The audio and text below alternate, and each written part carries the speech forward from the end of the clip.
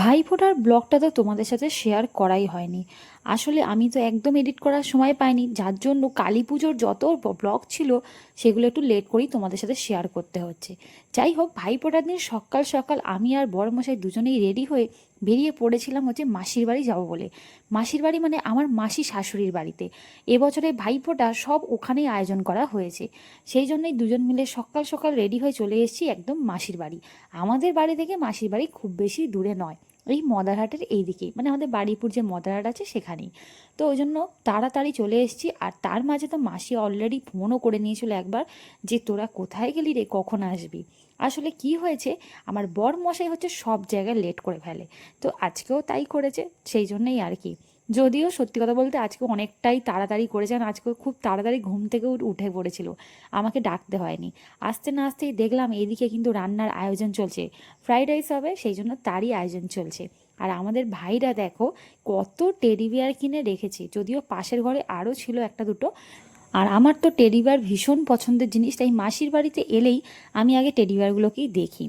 যাই হোক, দিদি এবারে ভাইকে ফোঁটা দেবে, সেই জন্য সমস্ত আয়োজন করে নেওয়া হয়েছে, এবারে ফোঁটা দেওয়াও শুরু হয়েছে। যদিও একটাই শুধু ব্যাপার, সেটা হচ্ছে আমাদের যে আরও দুই ভাই, মানে আমাদের মাসির দুই যে ছেলে পাপাই টুকাই, ওরা দুজনেই অফিসে গেছে, ওদের আজকে ছুটি পায়নি বলে সেই জন্য আর ওদের ফোঁটাটা আর কি সেই সময় দেওয়া হয়নি, যদিও সেটা রাতে দেওয়া হয়েছে, সেটা পরে তোমাদেরকে অবশ্যই দেখাবো। আর এই হচ্ছে আমাদের বোন। বোন মানে আমাদের হচ্ছে মামার মেয়ে। তো ওই যে তোমাদেরকে গিফটগুলো তো দেখিয়েছিলাম যে কী কী গিফট কিনেছি ওদের জন্য। তো এখন বড়মাসিকে বললাম তুমি এবার দিদিকে গিফটটা দাও। তো হচ্ছে দিদিকে একদম চাদরটা একবার বার করেই দিল, বললো আমি তোকে বার করেই দিচ্ছি, দেখ। তো দিদির কিন্তু চাদরটা ভীষণ পছন্দ হয়েছিল, বললো খুব সুন্দর হয়েছে। যাই হোক, এটাই মানে মেন পাওনা, যে জিনিসটা এনেছি তার পছন্দ হলেই হলো। আর আমাদের বোনও ভীষণ খুশি পারফিউমটা হাতে পেয়ে, ওই জন্য মুখে শুধু হাসিটা দেখেছে, হাসি আর ওর থামছে না। আমি ওর সাথে এখানে একটু ইয়ার্কিও মারছিলাম, যদিও সেটার আমি আর ভিডিওতে দিইনি। আর এই দেখো, সব কিছু হয়ে যাওয়ার পরে এইবারে দুপুরবেলা শুরু হয়েছে গাড়ি চালানোর প্র্যাকটিস। এই সেই নতুন স্কুটি যেটা সেই আমাদের মামারা কিনেছিল, তোমাদেরকে ব্লগটা আমি দেখিয়েছিলাম ব্লগে কিছুদিন আগেই, এই পুজোর আগে আগেই আর কি মামারা এই স্কুটিটা কিনেছিল। তো আমাদের বাবা আর কি, মানে আমার শ্বশুরমশাই আজকে হচ্ছে একটু স্কুটি চালানো শিখছে, যদিও খুব ভালো শিখেও গেছে একদিনে, ওই জন্য স্কুটিটাকে আর ছাড়ছে না। এখানে কাছাকাছি একটা মাঠ আছে, বললো চল মাঠে গিয়ে একবার চালিয়ে দেখে আসি, সেজন্য বাবা বেশ মাঠে এসে ভালো মতো প্র্যাকটিস করে নিয়েছে। আর এদিকে আমি একটু স্কুটির ওপরে উঠে পড়েছি। আমি যদিও স্কুটি চালাতে জানি, তবে বেশ কিছু বছর হয়ে গেল অনেক দিন স্কুটি চালাইনি, সেই জন্য একটুখানি ডিসব্যালেন্স হচ্ছে। আর নাইটি পরেছিলাম তো তাই আর রিস্ক নিলাম না, এক পাক ঘুরেছি তারপরে আর চালাইনি, আলাম থাক পরে অন্য সময় চালাবো, তাও ঠিক আছে। আর তারপরে মামা হচ্ছে পিছনে দুজনকে বসিয়ে, মানে আমার বর মশাই আর বাবাকে বসিয়ে হচ্ছে এখন গাড়ি চালানো শিখছে, যে তিনজন মিলে একসাথে চালাতে পারে কিনা। মামাও তো আসলে প্রথম স্কুটিটা কিনেছে, সেই জন্য আর কি এখনও পর্যন্ত তিনজনকে নিয়ে পুরোপুরি চালাতে পারে না, আস্তে আস্তে এবার তো শিখে যাবে, অসুবিধা নেই, সবে তো নতুন স্কুটি। তো যাই হোক, আজকে লাঞ্চের মেনুতে ছিল ফ্রাইড রাইস, স্যালাড আর হচ্ছে চিকেন কষা, চাটনি, পাঁপড়। তোমাদেরকে আবার ছোট্ট করে দেখিয়ে দিলাম, খুব ভালো খাওয়া দাওয়া হয়েছে দুপুরবেলা। আর রাতেও আমাদের আজকে এখানেই খাওয়া দাওয়া করে তারপরেই ফেরা।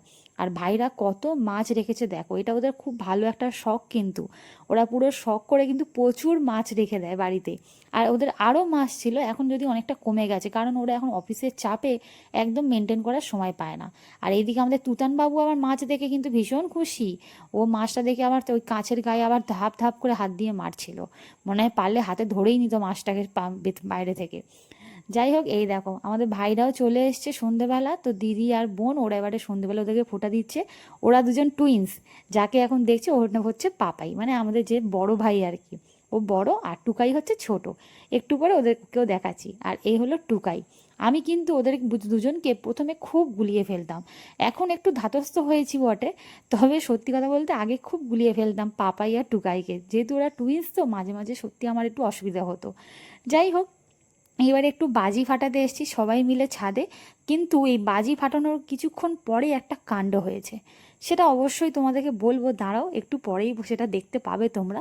তো বাজি ফাটানো তো বেশ ভালো চলছিল, রং মশাল তুবড়ি সব কিছুই ভালো চলছে, আর বাজিগুলো আমরা নিয়েও এসেছিলাম। আর বড় মশাই দেখেছো মোহনবাগান হয়ে গেছে, লাল আর সবুজ দুটো একসাথে, ফুলঝুরি না ওটা রং মশাল ছিল, যদিও রং মশাল নিয়ে। যাই হোক, সব কিছুই ভালো চলছে। ওই যে দূরে দেখলে বাজি ফাটার মতো কেমন একটা চমকে উঠলো, ওটা কিন্তু বাজি নয়, তারে আগুন লেগে গেছে, কারেন্টের তারে। এই দেখো সেই তার একদম কেটে পড়ে গেছে, এমন আগুন লেগেছে, কোনোভাবে কোথাও থেকে বাজি টাজি এসে ওই তারে পড়েছে, তবে ফানুস নয়, কারণ ফানুস হলে সেটা আমরা তো দেখতেই পেতাম। কোনোভাবে রকেট টকেট এসে পড়েছিল, যার জন্য তারটা পুরো কেটে পড়ে গিয়ে বেশ কিছুক্ষণ একটা গন্ডগোল মতো চললো। তারপর ইলেকট্রিক সাপ্লাইয়ের কাকুরা এসে সেটাকে আবার ঠিক করছিল, যদিও কারেন্ট ছিল না তারপরে আর। তো যাই হোক, আমরা বাড়ির উদ্দেশ্যে বেরিয়ে পড়েছি খাওয়া দাওয়া সেরে। তো ভিডিওটা ভালো লাগলে অবশ্যই লাইক কমেন্ট শেয়ার করে পাশে থেকো, ফলো করতে একদম ভুলো না। সবাই ভালো থেকো, সুস্থ থেকো।